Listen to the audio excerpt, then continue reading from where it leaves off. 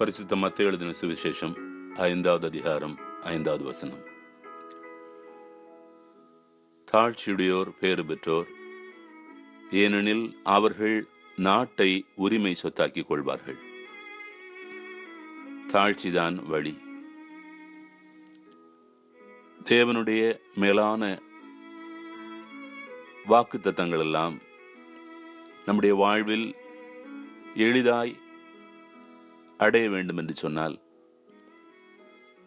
மலைப்பொழிவிலே இயேசு சொன்ன கனிவை, தாழ்ச்சியை நாம் பின்பற்ற வேண்டும். கனிவுடையோர் பேறு பெற்றோர், நாட்டை உரிமை சொத்தாக்கிக் கொள்வார்கள் என்று இயேசு சொல்லவில்லையா? மரியாளும் கூட தேவனால் தேர்ந்து கொள்ளப்பட்ட தாழ்ச்சியுடைய ஒரு பாத்திரம். அதிலே தான் மீட்பர் தங்கினார்.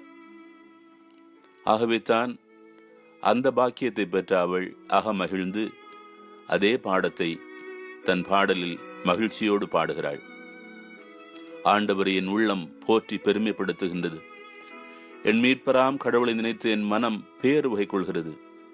ஏனெனில் அவர் தம் அடிமையின் தாழ் நிலையை கண்ணோக்கினார். இது முதல் எல்லா தலைமுறையினரும் என்னை பேருடையவள் என்பார்கள் என்று சொன்னாள். ஆவிக்குரிய வாழ்வில் பாடங்களை எல்லாம் நாம் வேதத்திலிருந்து கற்றுக்கொள்ள வேண்டும். குறிப்பாக கிறிஸ்துவனுடைய வாழ்விலும் வார்த்தையிலும் அது நிறைவாயிருக்கிறது.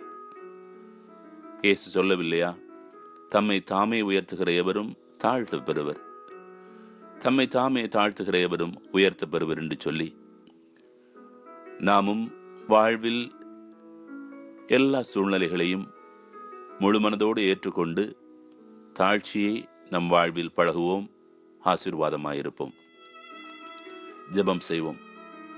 அப்பா, தாழ்ச்சியை மனநிலையாக கொண்டு வாழ்வதற்கு இந்த நாளிலும் நினைப்பூட்டுவதற்காக நன்றி செலுத்துகிறோம்.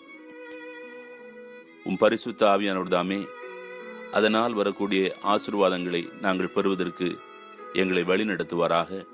இயேசுவின் வல்லமையுள்ள நாமத்திலே ஜெபிக்கிறோம். ஆமேன்.